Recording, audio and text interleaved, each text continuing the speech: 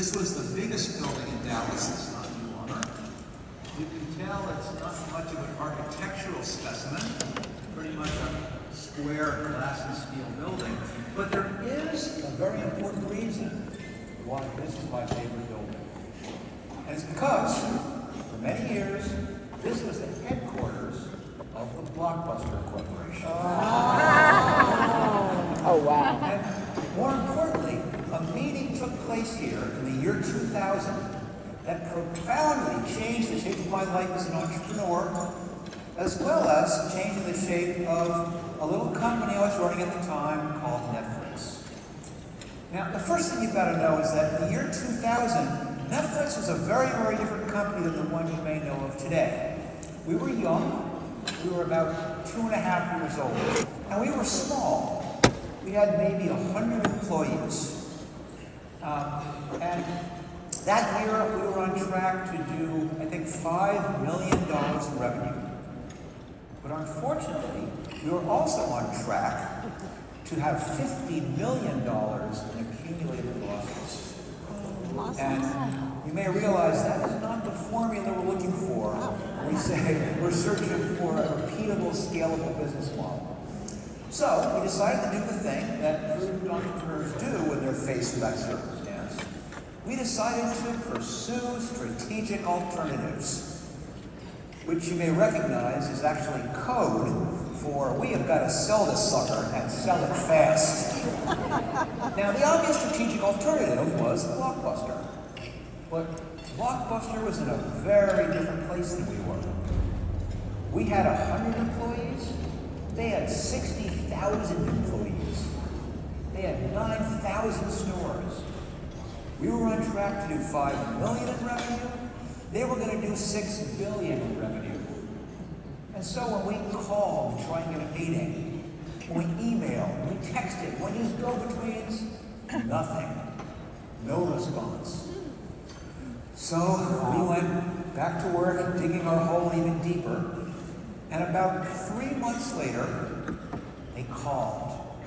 And they called, coincidentally, when we were on a corporate retreat. And it was taking place relatively not far from here.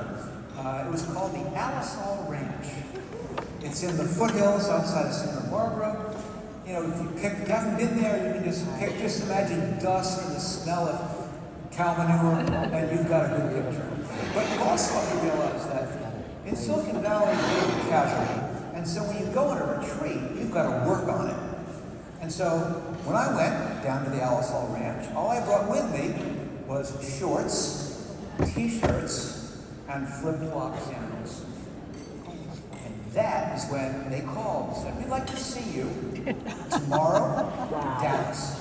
And I remember turning to Reed Hastings, my co-founder, and saying, there's just no way we can get from here to Dallas by tomorrow.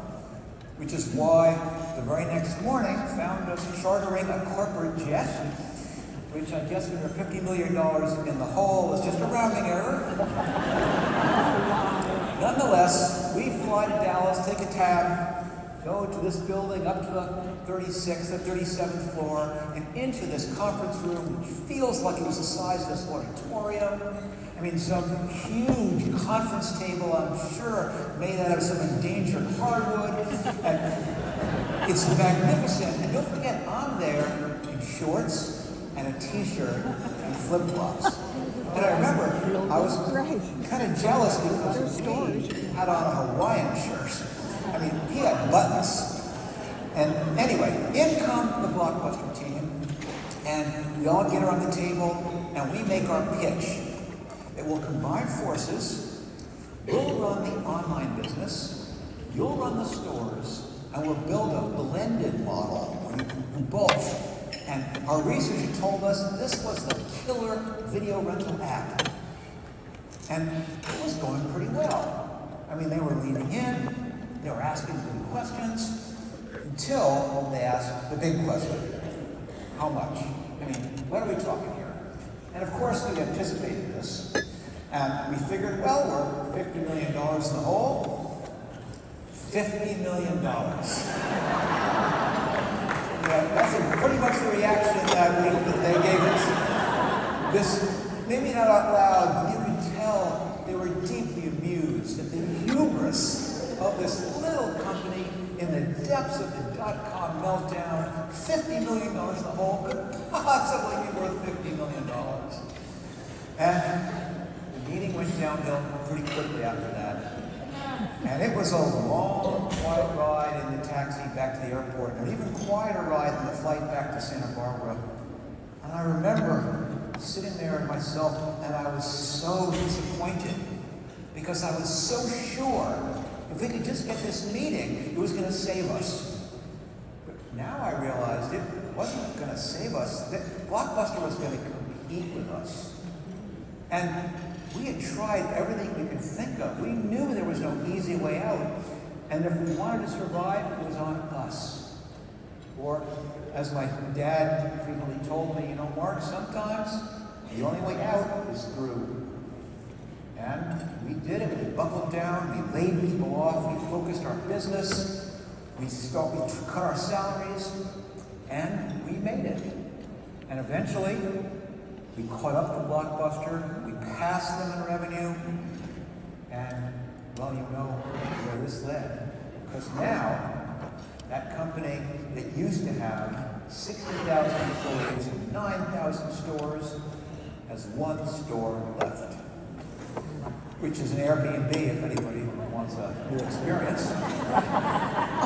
And the company that they could have bought for $50 million now has a market cap north of $500 billion. Wow. Way to go.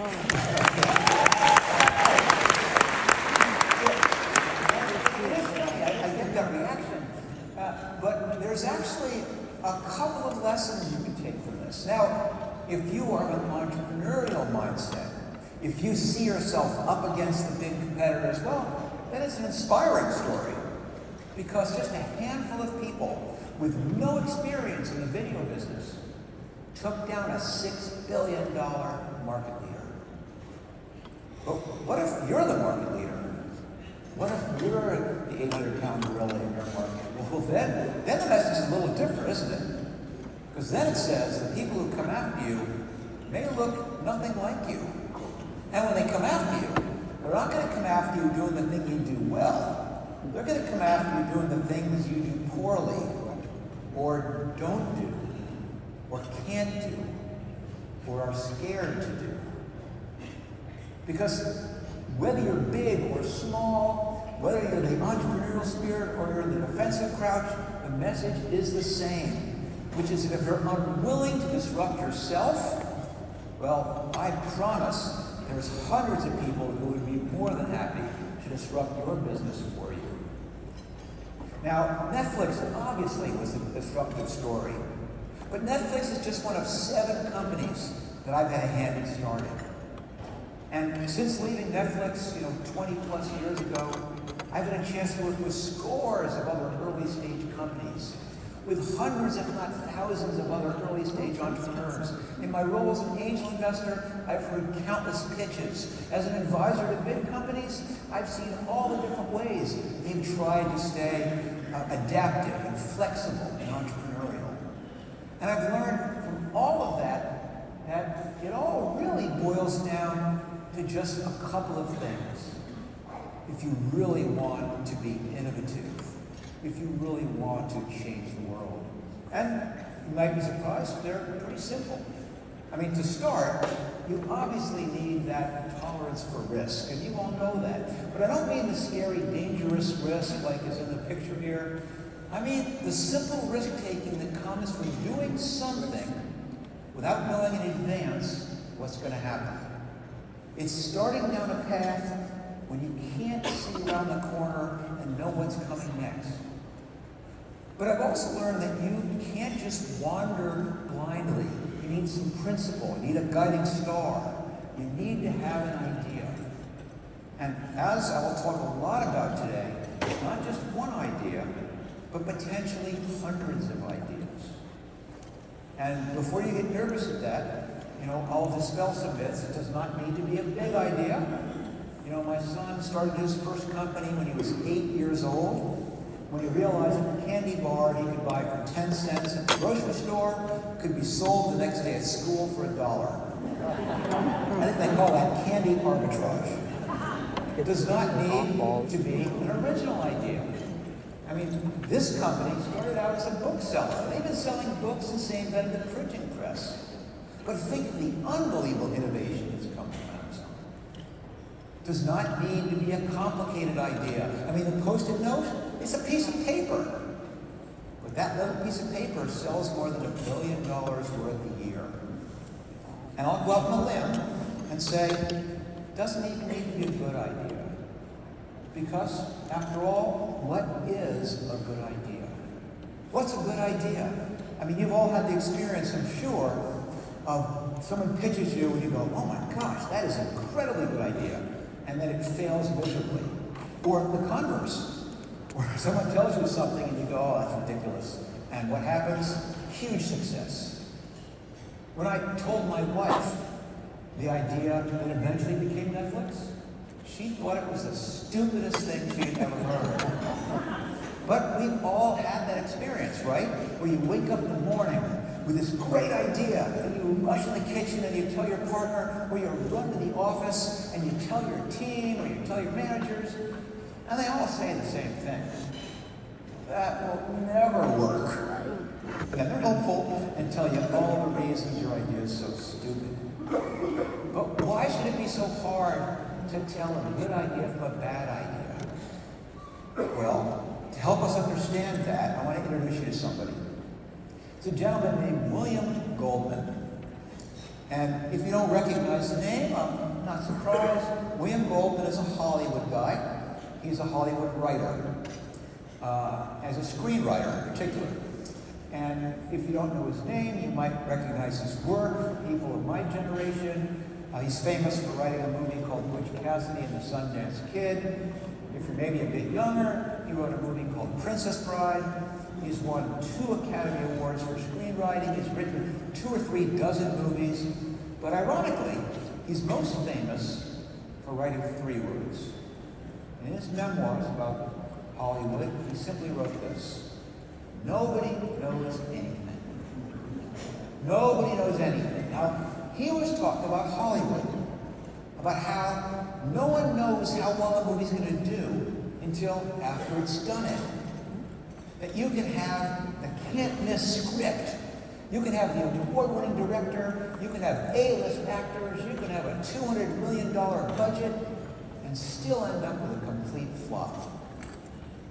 Or you can have amateur actors. You can have a first-time director. You can have no script at all and end up with a movie like Blair Witch Project, which cost $35,000 to make and has grossed about $250 million. How could that be? Well, it's simple. It's because nobody knows anything. And it's true in Hollywood, or it's true any place people are trying new things. I told you earlier that I was part of starting 7 companies. Now, 2 of the companies in this list ended up with multi-billion-dollar market caps. 3 of them had IPOs, 1 of them a complete crash and burn. But if you had asked me on day 1, which is which, I never could have told you. And neither could anybody else, because truly, nobody knows anything. And the reason I'm hammering that today is because if nobody knows anything, if it is impossible to tell in advance whether it's a good idea or a bad idea, you are left with one option, which is you've got to do something. You've got to take a risk. You've got to make something.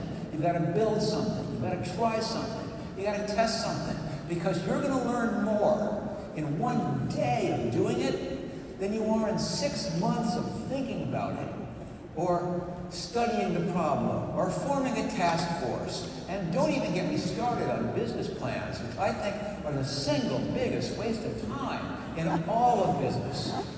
Because we all know that no business plan ever survives a collision with a real customer. And once you do, oh my gosh, it's a whole different direction. So if you really want to be more innovative in your businesses, you've got to do something. But you can't go blindly. You need to start with the idea. And like I said, not just one, but many. And people get a little stuck here because they're kind of wondering, where do these ideas come from? How do I come up with the ideas that could change my business? And it is true that those of us who labor in the idea mines for a living do have certain tips and techniques we use. I mean, one, of course, is new technologies. Obviously, AI is disrupting everything right now, which is, in my opinion, incredibly exciting. My most recent startup, Looker, was a big data company. I do a lot of stuff in blockchain. There's all kinds of stuff there. Another one is current trends. You can look at what's happening in the world and say, what can I hop on that's already moving? You can look at new business models and say, can I take an old problem and solve it in a new way? But don't worry about this stuff, because I'm going to tell you a simpler way and a powerful way to come up with the idea that could be the one that transforms your business for you. And it's simple. All you have to do is look for pain. You just need to ask yourself, what's wrong? You've got to train yourself to see the world as an imperfect place. But I'm not saying that you should be solving the world's problems. We'll leave malaria to the Gates Foundation. I want you to try and see things that are wrong in your business, in your daily workflow, in your customers, your clients. Because when you are looking closely at the things that are going wrong, it's an involuntary response that ideas will just pop into your head. But I don't want you to entirely take my word for it. I'll give you an example. And I'll give you an example from my own life. And it will be a job that I had when I was a college student. And I was, back then, a house painter. That's what I did during the summers when I was in college. And as you can tell by looking at me, this was a long time ago. This is about 40 or so years ago. And back then, 40 years ago, it was a more primitive time. I mean, we obviously didn't have the internet. We didn't have personal computers or computers in our pocket or on our wrists. There was no self-driving cars or streaming video. And I think the big innovation back then was we finally had wireless remote for the TV. And it was interesting then, because when you drove to the hardware store back then to buy the paint used to come in a container that looked like this. Yep. I know. Primitive, isn't it? Well, let's now fast forward 40 years to just about 2 months ago, when I was charged with painting my daughter's bedroom, and I had to drive to the hardware store to buy the paint. And wow, is it a different world now. We do have the internet, and we have streaming video, we have AI, we have self-driving cars and computers on our wrists. It is mind-blowing what we have. And so it's kind of interesting that now when you go to the hardware store to buy paint now comes in containers that look like this. 40 years. I mean, no change. Now, is this because they figured out this is the ultimate paint delivery system? Well, wow, I hope not. Because any of us who painted know how flawed this thing is. I mean, to start, you got to get it open. Luckily, though, there is a very specialized tool we use called a screwdriver.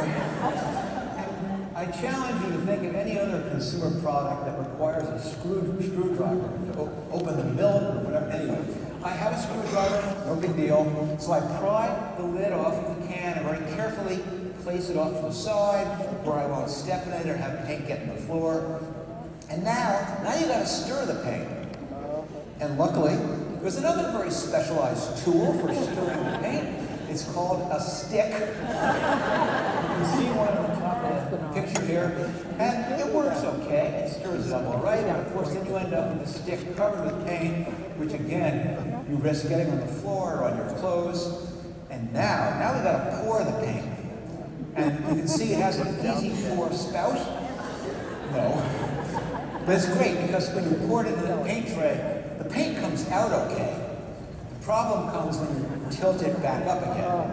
And unless you're very careful, two things happen. One is paint was spilled on the side of the can, again on the floor or on your hands or the clothes. But worse, a little bit of paint will pool up in that little lip of the can.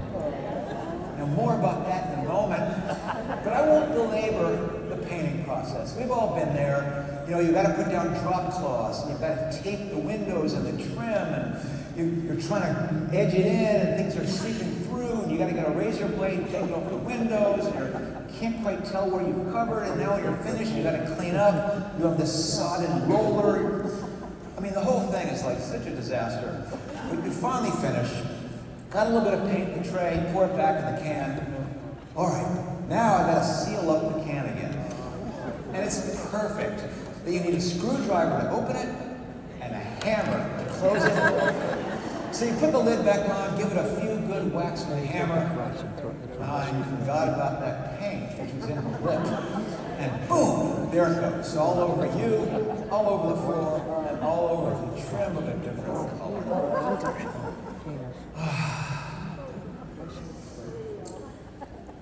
Now, I wonder, as I told that story, whether more than a few of you are maybe thinking, well, this is silly. Why don't they sell paint in, I don't know, like the containers that the detergent comes in, where it sits in the counter with a little spigot, or why isn't there maybe a magnetic stir in the bottom of the can, or why isn't there an aftermarket lid with a spout on it, or why can't they, or why don't they, or why couldn't I?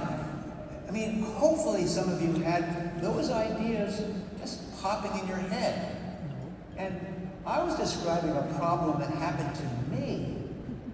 Imagine what happens when you turn that lens on yourself and you begin to see all the flaws and problems in things that before you probably thought to yourself, things are going pretty smoothly.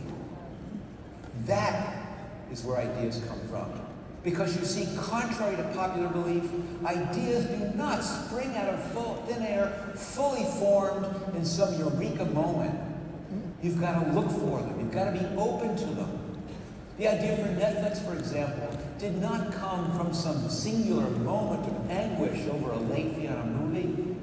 We were looking for that idea for a long time. And we did not even find that idea in a video store. We came up with that idea while we were carpooling.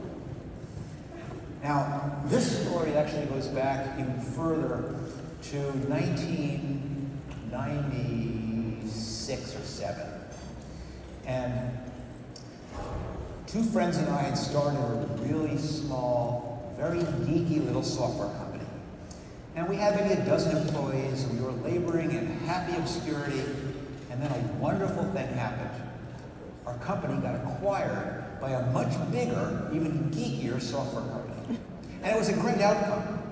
I mean, our investors made money, our stock options all of a sudden were worth something, and we were all going to get jobs at this big new company. But for me, there was two additional benefits. One is that it turns out that the rest of my team was going to go into the basement and be a little business unit, but I was going to be tapped to run worldwide marketing for this huge company, working for the founder, a gentleman named Reed Hastings. And the second benefit, it turned out that Reed and I lived in the same town. And so we began carpooling to work every day. And we did this for maybe 6 months, and kind of became very good friends in the process. Until one day, lightning struck again, and an even bigger company bought our big company. And once again, great outcome. Investors made even more money, stock options worth even more. But probably the best thing that happened to me is that I got fired. But no, don't worry. This is not walk of shame fired, where you're walking across the parking lot with the box with your office effects in it and I walk in the window. No. This is Silicon Valley golden handcuffs fired, where you think you know what's going to happen, and you go into HR, and you're getting ready to hear what the terms are, and how much insurance, how long your health insurance will last. And after a while, I kind of went, wait, this is not what I expected. So this merger is going to take 6 months? Oh yes, there's all kinds of government approvals, and you need me to keep working for this entire time? Well, yes, you need to keep coming to work, And I go, and you'll keep paying me, and my options will vest? Yes, yes, of course. And I can stay in my office with my whiteboard and my conference table and my fast internet? Yes, nothing will happen. But I don't need to do anything? They said, be available. And I said, sign me up for that job. I'm going to use this 6 months to figure out my next company. Now, Reed was also in the same boat. He was also being made redundant, as they euphemistically called it. But unlike me, he didn't want to start a company. He wanted to go and change the world. Education specifically, he was going to go back to school, get a higher degree, and become an educational philanthropist, which, to his credit, he's done. But, you know, once you're an entrepreneur, you're always an entrepreneur. And so Reed says, well, I kind of want to keep a hand in. So he came to a plan where we'd come up with an idea that he'd be my angel investor, and he would chair the board. I would start and run the company. Perfect. Except we're missing the idea. But we had a process. And I'll explain the process. Every day, Reed would stop by my house and pick me up for maybe a half-an-hour ride to the office. And before the car had even left my driveway, I'd be ready. Okay, Reed, got another one for you. Personalized shampoo. People are going to cut off a lock of their hair, they're going to mail it to us, we're going to formulate a custom blend just for them, and they'll subscribe to it.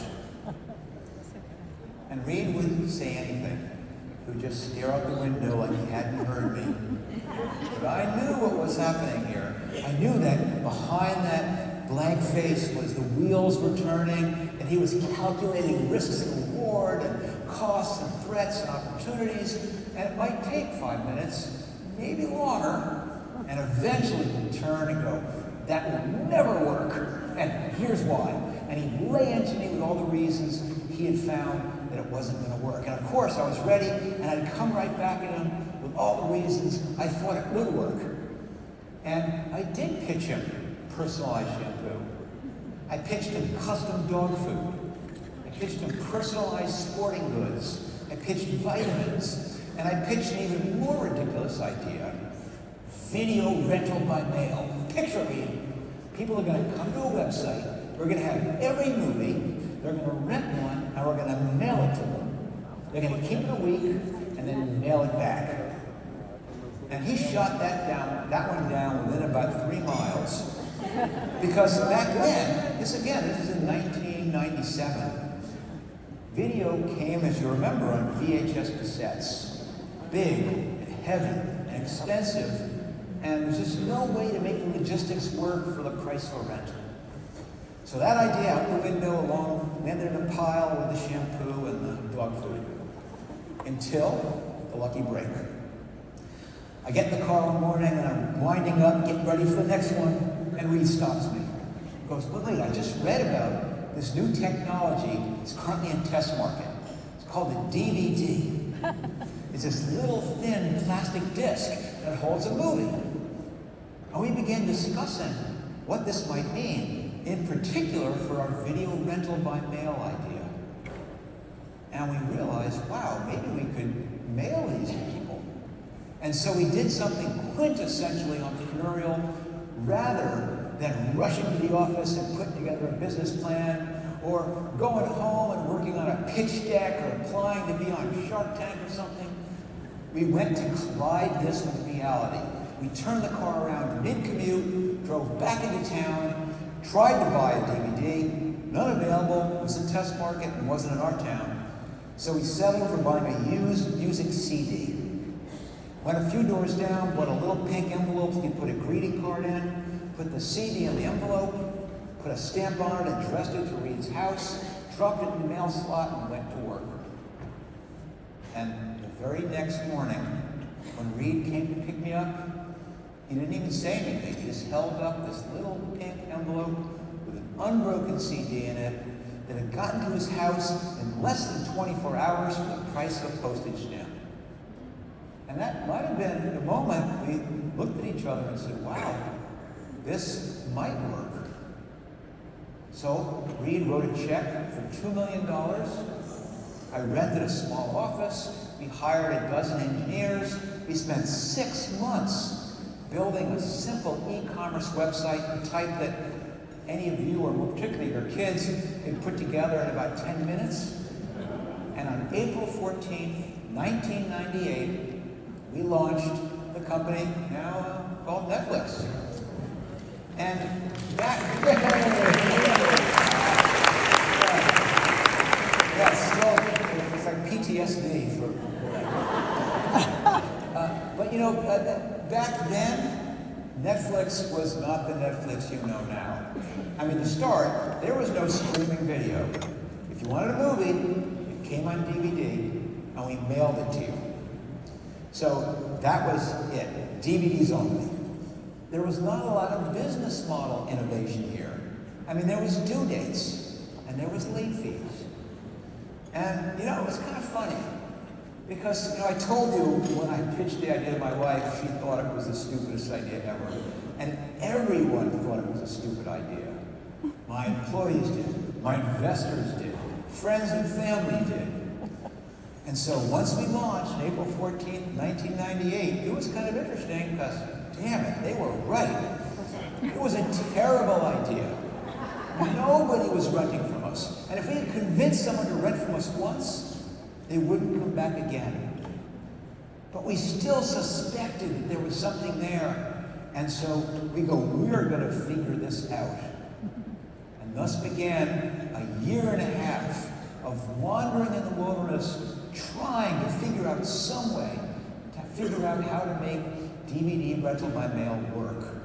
And we had to find what would resonate with that mythical single person and realize, okay, it works for somebody. And listen, the problem wasn't that I didn't have ideas. I had lots of ideas, plenty of things I wanted to try. My problem then was that I was a perfectionist. So we would do a test, and it would be a work of art. We would commission custom photography. We would argue about every word of copy. We'd hire a copy editor. We would stress test the site. We would check every link. And this process might take us a month. And we'd do a test, and it wouldn't work. And we'd look at each other sheepishly and say, wow, we wasted a month. Okay, maybe we go a little faster. And we'd do a test in 2 weeks, and it would fail. Okay, faster. Do a test in a week. Do a test every 2 days. Do a test every single day. And eventually, we were trying 2 or 3 new things every single day. And as you can imagine, when you go that quickly, things get pretty sloppy. We would have the wrong image, or a watermark would still be on it. There'd be misspellings and typos. We would have dead links. We would crash the site. But an incredible insight came out of that process. And it's an insight that I think has shaped, certainly Netflix, but I think not only shaped all of Silicon Valley, but shaped the trajectory for any company who's trying to be more innovative. Because what we realized is that having these tests which failed over and over didn't make a difference. Because if it was a bad idea, even a perfectly crafted test wasn't going to make it a good idea. But if there was even an inkling of a good idea in there, it immediately shone out. People would raise their hands, or they'd knock on the door, they'd call us up, they'd reboot the site. They were telling us loud and clear, this is the direction to go. And the insight that came out of that is simply that there is no such thing about a good idea. It is not about having good ideas. The secret is about building a process and a culture for trying lots of bad ones. Because success, if you want to be more innovative, is not arguing over is it a good idea or a bad idea. Success is proportionate to how many ideas you try. And the number of ideas you try is proportionate to how quickly, cheaply, and easily you can try them. Netflix did this for a year and a half. No exaggeration, we probably tried 1,000 different ways to try and get video rental by mail to work. And after a while, things were getting a little scary. We were running out of time, we were running out of money, we were running out of people's patience, and we had a few ideas left. And the first idea kind of came from being in the warehouse one day. And at this point, maybe a year and a half in, we maybe had several 100,000 DVDs in the warehouse. And Reed and I were in there kind of joking and saying, what a shame it is to have all these DVDs just sitting on the shelf.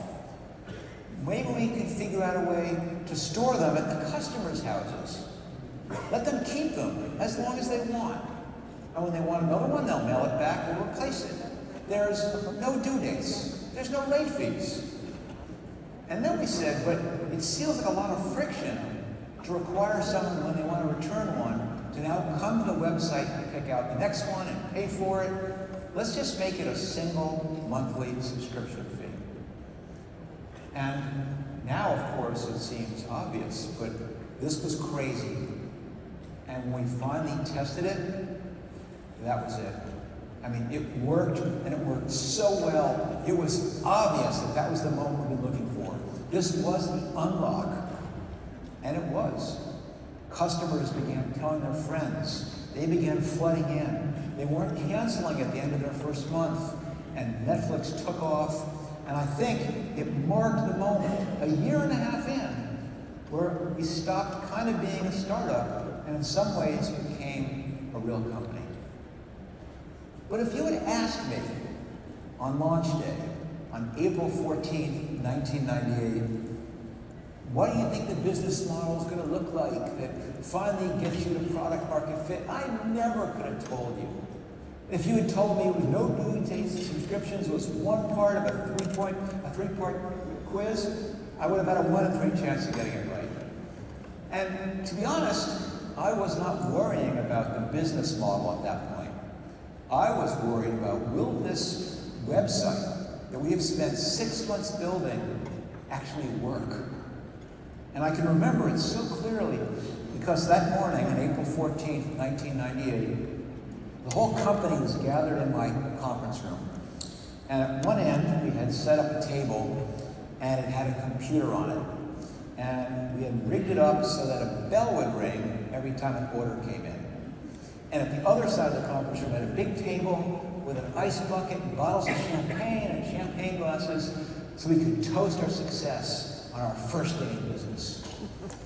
And at 8 a.m. on April 14th, our CTO went over, hit a few keys, and we were live.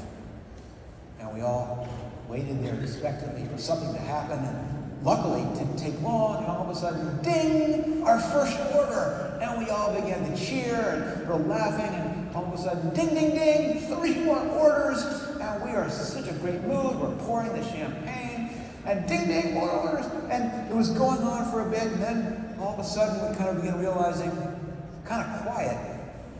I haven't heard the bell in a while. It's just still plugged in. We had crashed all of our servers in the first 15 minutes of being in business. So my memory of April 14th is not toasting my success with champagne. My memory is pushing a shopping cart up and down the aisles of Fry's Electronics while the CTO piled in all the components we would use to limp our servers along that long first day. But we did it. And we ended day 1 with 300 orders. 300 orders. That was mind-blowing to me. That was my entire first month forecast. But just a few years later, once we had cracked the code of no due dates, no late fees, we had 300,000 subscribers. Never in a million years did I ever imagine Netflix would have 300,000 subscribers. So imagine how I feel now. Now that we have passed 300 million subscribers. I mean, we now have subscribers in nearly every country in the world. We make our own movies and produce our own TV shows. And, I mean, my God, and Netflix and chill. I mean, where did that come from? It is just so unbelievable.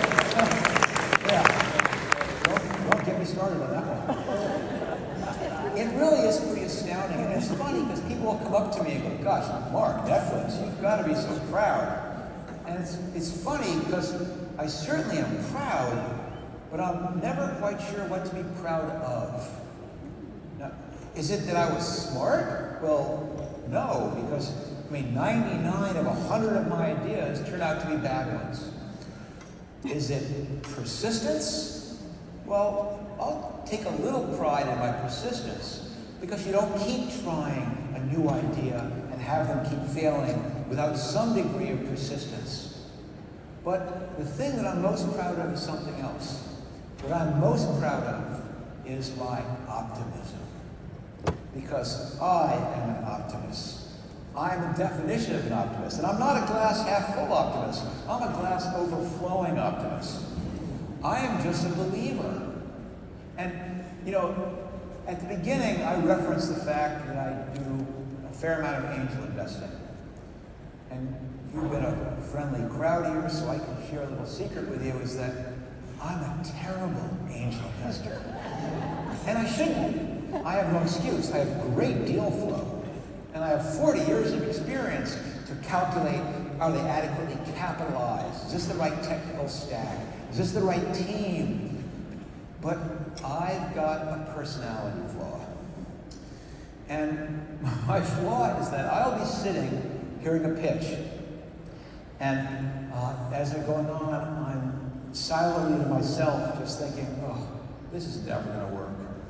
And then I can't help it. I jump up and I grab the whiteboard marker and I go, I've got an idea. This is how we can make it work. See, my flaw is that I like every idea that I hear. And that is not a great formula for an angel investor. But it is a great formula for an entrepreneur. It's a great formula for someone who wants to try something different. It's a great formula for people who say, I need to do something different. I'm going to need to focus on different things. My world's going to change. And I probably see it coming, and I only see it coming a fraction as strongly as you all see it coming. And part of that belief, that optimism, is the ingredient to say, I will figure it out. I will figure out what it is that I can do uniquely that no one can take away from me. So when I started out and I said there was 2 things that you're going to need to really survive the changes that are going to ripple through your industry in the next bunch of years, I wasn't being fully forthright because there's 3 of them. So yes, you are absolutely going to need that tolerance for risk. You are going to need to be comfortable trying things that you don't know in advance what they're going to work. You cannot be the person who's looking down the trail and seeing where it goes around the bend and saying, I'm going to wait and study the problem. I'm going to interview people. I'm going to be confident I know what's there, because by the time you finally start on the trail and turn the corner, there'll be 200 people in front of you. And yes, you're going to need an idea. And as I hope I've impressed upon you, not one idea, but maybe hundreds of ideas. Because most of them are going to be bad ones. And you're never going to figure out what is the good idea, which does be the thing that allows you to thrive and survive without trying a bunch of bad ones. So the thing that's the most important thing you need is confidence. You have to believe. You've got to say there are things that we can do uniquely as realtors. We understand people.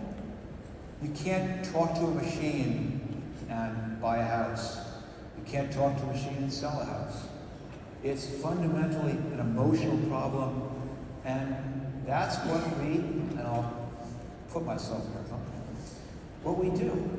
And that's what's so important. And if we get that right, I promise no one can take that fully away from you. But it's going to be rocky, and you're going to have to do things differently. And that's where the confidence comes in. Because when you wake up in the morning with this great idea and come running downstairs, and and you tell your partner, or you rush to the office and you tell your team or your agents or your board, and they all tell you that'll never work, well, most of the time, they're going to be right, but not always. So I'd like to introduce you to one more person, and perhaps a bit better known than William Goldman is a gentleman named Nolan Bushnell. And Nolan Bushnell is perhaps best known as being the father of the video game. He founded a company called Atari. But he's gone on since then to found, I think at last count, 18 or 19 other companies. I mean, he is an entrepreneur's entrepreneur. But the reason I wanted you to meet him this afternoon, is because Nolan Bushnell said something which has always resonated with me. And what he said was simply this: everyone who's ever taken a shower has had an idea. But it's the person who gets out of the shower, dries off, and does something about it that makes a difference. Now, I have sat where you're sitting more times than you can imagine. And I know how it is to come to a conference like this. It's energizing.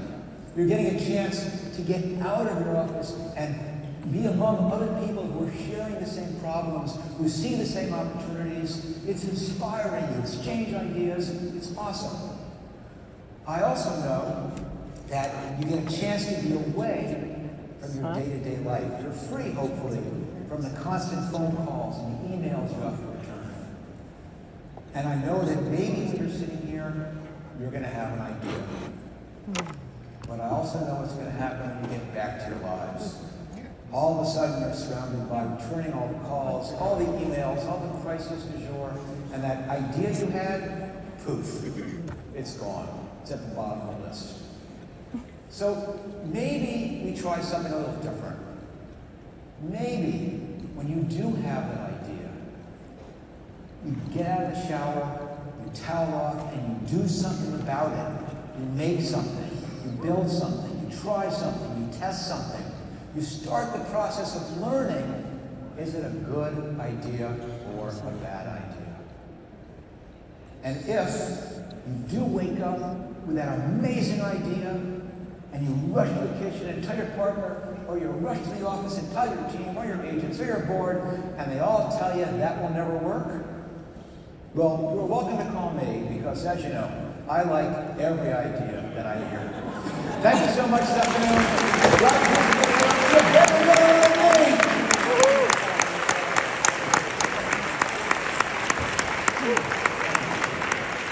Ladies and gentlemen, Marc Randolph, let's hear it.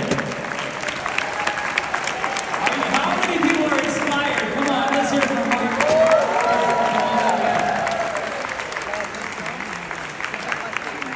So get out there and shower, everybody.